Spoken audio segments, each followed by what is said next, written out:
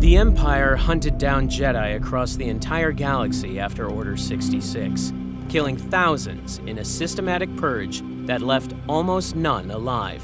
But there was one exception, and it was the most powerful Jedi of them all.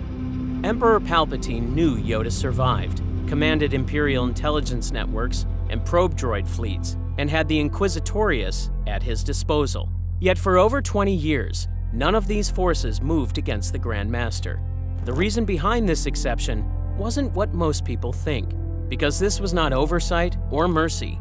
After analyzing both Canon and Legends sources, 6 interconnected reasons emerge that explain why leaving Yoda alive served Palpatine's interests far better than hunting him ever could. First, the Empire's real priorities lay elsewhere, and both resource allocation and Palpatine's personal choices prove this beyond question.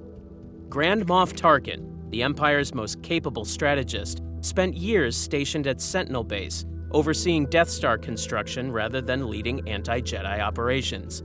The canon novel Tarkin describes this assignment as planned, focused on creating a weapon that would shape and secure the Empire's future. If Jedi elimination remained the Empire's highest priority, its best military mind would not spend years managing a construction site. Meanwhile, the Inquisitorius operated during this period as Imperial Jedi hunters, former Jedi turned to the dark side, but their activities functioned as background cleanup rather than critical missions requiring the Empire's premier strategist. The Emperor's first major directive to Vader after Order 66 reveals his operational mindset. In the Legends continuity, the novel Dark Lord: The Rise of Darth Vader details what actually happened. The Sith Lord sent his apprentice to Murkana, specifically to discipline clone troopers who had refused to execute Order 66. When the armored enforcer asked about surviving Jedi during the mission briefing, Palpatine stated he was not worried about Vader's pathetic former friends. He added that his apprentice could eliminate any Jedi encountered during the course of his mission. Jedi eliminations were opportunistic bonuses, not primary objectives. The Emperor's explicit focus remained on establishing that clone armies served the Empire without question. Palpatine's personal choices after the Senate chamber duel demonstrate where his priorities actually lie. During their confrontation, the ancient Jedi addressed Palpatine directly before engaging in extended combat across the massive chamber's floating platforms, with both combatants surviving the prolonged duel. When the Grand Master fell several hundred feet to the chamber's base, the Sith Lord followed in his pod, searching below. Bail Organa arrived in a speeder, rescued Yoda, and escaped while the Emperor searched from above. Rather than pursue the exile, Palpatine immediately traveled to Mustafar to save his apprentice, personally overseeing Vader's medical reconstruction. One Jedi mattered enough for the Emperor to travel personally and direct his recovery, while the other received no pursuit at all. The consequences of that choice extended across 2 decades with remarkable consistency. 20 years passed with no Imperial search operations for the Grand Master in any record. Dagobah showed no sensors, patrol activity, or presence, despite the Emperor commanding resources capable of projecting power across the galaxy. The canon comic series Darth Vader: Dark Lord of the Sith reveals that the Grand Inquisitor maintained a priority targets list that included Yoda, Quinlan Vos, Kirek Infila, Jocasta Nu, and Ahsoka Tano. This proves the Emperor knew the Grand Master survived and tracked high-value Jedi. However, when it came to actual mission assignments, Palpatine ordered his apprentice to capture Jocasta Nu alive to secure her knowledge of the Jedi archives. The ancient Jedi's name remained on a list that generated no corresponding action. This pattern wasn't about forgetting Yoda. It was about weaponizing his survival. The only other surviving Council Master, Obi-Wan Kenobi, likewise avoided Imperial pursuit by hiding on Tatooine, demonstrating that Palpatine did not actively chase known Jedi fugitives unless they revealed themselves. The second reason explains exactly what the calculated purpose was. Keeping Yoda alive in exile represented a more devastating victory than eliminating him could provide, combining Sith philosophy with strategic propaganda advantages. Palpatine's treatment of Vader after Mustafar establishes the core Sith philosophy regarding defeated enemies. Matthew Stover's Revenge of the Sith novelization describes Vader's resulting existence as eternal torment, where light brings only pain, where breath burns, and where the self becomes an inescapable prison. When the Emperor discovered Vader dismembered and burning on Mustafar, he could have left his apprentice to perish. Instead, Palpatine ordered immediate medical intervention, preserving Vader in this condition. The decision was not mercy, but a calculated choice to maintain his apprentice in permanent suffering rather than grant release. In the canon comics, when Vader learned of Padmé's fate and lashed out with the Force, Palpatine told his apprentice that her death had given him a gift of pain that he must accept or perish. After Vader agreed to live, the Sith Lord immediately shocked him with Force lightning and commanded him to defend himself, reinforcing that survival in agony was superior to release. This philosophy extended to all Sith enemies, including the galaxy's former Grand Master. Yoda's survival enabled strategic advantages that his elimination would have destroyed. The Empire's management of Jedi fates reveals a clear pattern. At Stygian Prime, the Inquisitor used Master Luminara Unduli's remains as secret bait. When Senator Travis broadcast false information claiming she was alive and unlawfully detained, the rebel crew immediately planned a rescue mission. The Inquisitor explicitly stated that her remains continued to serve the Empire by luring the last Jedi to their ends. A fallen, honored master could inspire rescue attempts and become an unquestioned icon. Concealment avoided martyrdom while maintaining operational value. But Yoda's value to the Empire went far deeper than simple concealment. Years after Order 66, during his Force communication with Ezra Bridger on Lothal in the canon series Star Wars Rebels, the ancient Jedi taught lessons that criticized the Jedi Order he had led for centuries. He explained to Ezra that thousands of Jedi once existed before they chose to join the Clone Wars. Then came his judgment. The Order's arrogance caused them to join the conflict too quickly, and fear, anger, and hate gripped the Jedi Order until they were consumed by the dark side. This was not external criticism, but testimony from the Order's highest authority. Yoda then admitted he fought for too many years because he was consumed by fear. This explains why Palpatine never hunted Yoda. Dead Jedi Masters become heroes who inspire others, but living Jedi Masters who admit failure prove the Order was flawed. The difference shows clearly in how people remembered them. Kanan Jarrus heard Luminara Unduli might be alive and remembered her as brave, compassionate, and disciplined. When he thought about Yoda's teachings, though, he said some of them confused him. Luminara was gone, so she stayed perfect in memory. Yoda was alive and criticized the Jedi Order himself. A living Yoda who blamed the Jedi for their own destruction damaged their legacy far more than eliminating him would have. The public destruction ceremony of Jedi lightsabers on the temple steps shows how carefully the Empire managed which symbols to display and which to conceal. Mas Amedda proclaimed that citizens would never again fear the Jedi while destroying weapons in a controlled spectacle, including Yoda's own lightsaber recovered from the Senate chamber. Eliminating the galaxy's former Grand Master publicly would have reminded everyone that Yoda was important enough to hunt, powerful enough to require Imperial action, and memorable enough to become a symbol. Instead, his quiet exile in a forgotten swamp served the Empire's interests better than any public victory could. But strategic advantages mean nothing without the capability to enforce them. The third reason involves a practical limitation Palpatine faced. Yoda's retained Force power and the Empire's operational constraints meant the Grand Master existed beyond their capability to confront. Years into exile on Dagobah, the ancient Jedi demonstrated abilities Luke Skywalker considered impossible. When Luke's X-Wing sank into the swamp, the Grand Master lifted the entire starfighter using Force power alone. Luke reacted with disbelief and genuine astonishment. The exile responded that this disbelief was why Luke failed, indicating he retained full mastery despite decades away from active service. During the Senate chamber duel, the ancient Jedi had matched Palpatine through extended direct combat, with the confrontation showing near-peer effectiveness. His retreat came from tactical disadvantage in pod warfare rather than a power deficit. Meanwhile, Vader's condition after Mustafar placed him far below this level of power. When the Sith Enforcer encountered Jedi Master Kirak Infila early in the Imperial period, the fight resulted in severe damage to his armor. Vader required placement in a Bacta tank for recovery after defeating a single Jedi Master. The Legends novel Dark Lord describes the contrast.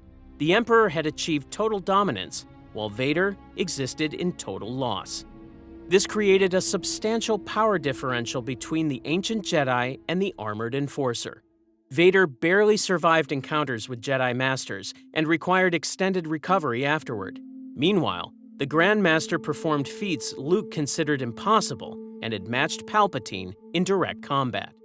These limitations extended beyond Vader himself to the forces Palpatine actually deployed to hunt surviving Jedi.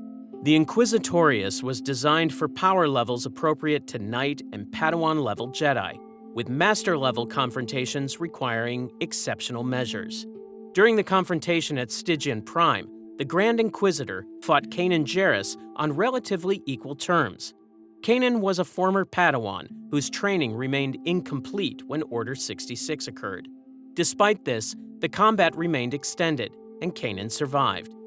An opponent designed to hunt Jedi Masters would have overwhelmed an undertrained former Padawan quickly.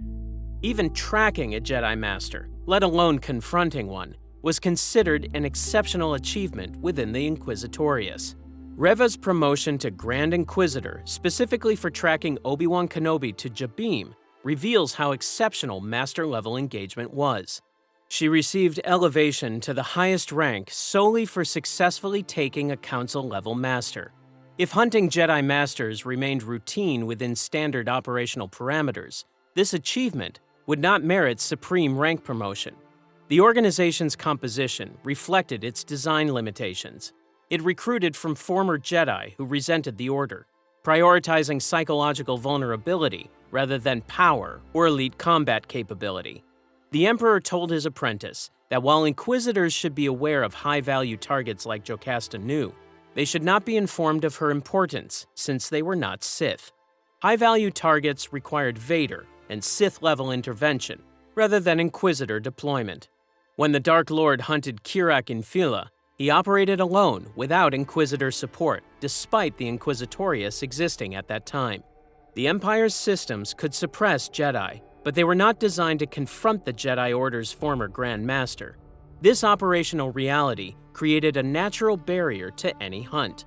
Beyond these limitations, the location where the exile hid presented its own barrier to pursuit. The fourth reason explains why no pursuit ever began. Dagobah was ignored because it was strategically irrelevant, not because it was perfectly hidden. The Legends comic, Star Wars Tales: The Hidden, shows what happened when Imperial forces actually found the Dagobah system. An Imperial Star Destroyer deployed probe droids to the system. When one probe was destroyed, the commanding admiral dismissed the investigation. His stated reason was that he seriously doubted cowardly rebels would establish a base on any planet as inhospitable as Dagobah. The officer present noted that the planet's dense atmospheric conditions had caused interference with their transmitters in the past, indicating the Empire had operational history with the system. The Admiral's decision was not based on the inability to search Dagobah, but on the planet's harsh conditions, making it worthless for military use. This decision shows how strategic value determined Imperial attention across the galaxy. The Empire controlled thousands of worlds, but prioritized strategically. Valuable systems received fortification and permanent presence. Backwater worlds without resources or position were ignored, regardless of location. Core systems and massive infrastructure projects like the Death Star absorbed the resources that might otherwise have been directed towards comprehensive planetary surveillance. When Luke Skywalker arrived decades later, he found exactly what the Empire had dismissed as worthless: a marshy planet with no infrastructure, no settlements, no technology beyond the Grand Master's primitive hut. His landing swamped his X-Wing in the process, showing the environmental challenges that made the planet unappealing for military operations. The Revenge of the Sith novelization describes Yoda's arrival as a Jedi Master inspecting the unfamiliar swamp of his exile. This shows Yoda had never been to Dagobah before, meaning he did not likely choose it for any special force concealment abilities. Multiple Jedi survived Order 66 by scattering to various planets throughout the galaxy.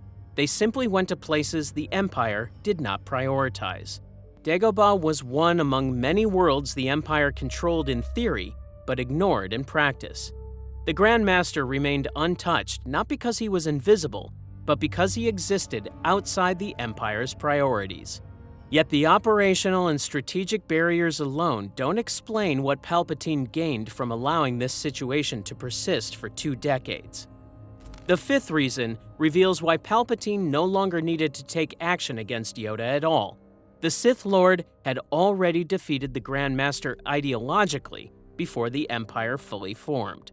The ideological defeat happened instantly, not gradually over years of exile. Immediately after escaping the Senate chamber, the ancient Jedi made his position clear to Bail Organa. He declared that he must go into exile because he had failed. The statement came during the Republic's final hours, before the Empire was officially proclaimed. The Grand Master acknowledged complete defeat at the moment of personal failure, rather than after years of reflection. The acknowledgement was instant and total. The Revenge of the Sith novelization documents the full scope of this self-criticism. He stated this was his failure, that he had failed the Jedi. He admitted he was too old, too rigid, too arrogant to see that the old way was not the only way. Then came his institutional analysis. He trained these Jedi to become the Jedi who had trained him centuries ago, but those ancient Jedi were of a different time. The galaxy had changed, but the Order did not change, because he refused to let it change. This represents total ideological defeat. Yoda identified personal failures in arrogance and rigidity, acknowledged that his ancient methods were wrong for the present galaxy, and accepted responsibility for training generations of Jedi using outdated approaches. Years later, his teaching of Ezra Bridger proved this defeat was permanent. During his Force communication with Ezra on Lothal, in the canon series Star Wars Rebels, he explained that thousands of Jedi existed before they chose to join the Clone Wars. Then came his judgment. In the Order's arrogance, they joined the conflict too quickly, and fear, anger, and hate gripped the Jedi Order until they were consumed by the dark side. These were not external corruptions imposed by the Emperor, but internal failures the Jedi Order generated itself. The Grand Master then admitted he fought for too many years because he was consumed by fear. The Jedi Order lost the war of ideas before the Empire even fully began. With the Grand Master already defeated in every way that mattered, hunting him would have accomplished nothing except revealing weakness in the Empire itself. The sixth and final reason explains why Palpatine actively avoided undoing his own victory. Hunting Yoda would signal Imperial insecurity and weakness, contradicting the regime's entire strategic communication approach. Imperial strategic doctrine centered on projecting overwhelming power that made opposition seem pointless. The canon novel Tarkin describes the Death Star as designed to shape and secure the future of the Empire through intimidation rather than combat deployment. The strategic principle held that fear of the station and fear of Imperial power would suffice to produce a deterrent effect. This doctrine treated Imperial power as a self-evident reality, requiring no validation through desperate actions. Chasing individual threats would contradict the strategy of appearing invincible. This doctrine shaped operational behavior throughout the Imperial system. The Dagobah probe incident reveals how deeply this affected Imperial culture. When the commanding admiral ordered evidence of the destroyed probe erased, his reasoning focused on avoiding the appearance of problems. Reporting losses appeared weak within a system that demanded the projection of absolute control. Mounting a galaxy-wide hunt for the Grand Master would have contradicted everything the Empire claimed to be. Such an operation signals that one exile requires massive Imperial resources. It demonstrates that the Emperor fears what he might do. It validates the target by showing the Empire needs his removal to secure its victory. The Sith Lord had already won the war that mattered. Hunting Yoda would have undermined the very illusion of total dominance that the Empire existed to project. Within this framework, pursuing the Grand Master would not have demonstrated strength, but exposed the limits of Imperial control. The Emperor had systematically broken down what the Jedi represented, what they believed, and what they meant to the galaxy long before his empire fully consolidated power. Understanding this approach to power reveals how deeply Palpatine shaped the very structure of Imperial rule. To see how he built that power from the beginning, watch the full story of his rise and reign next.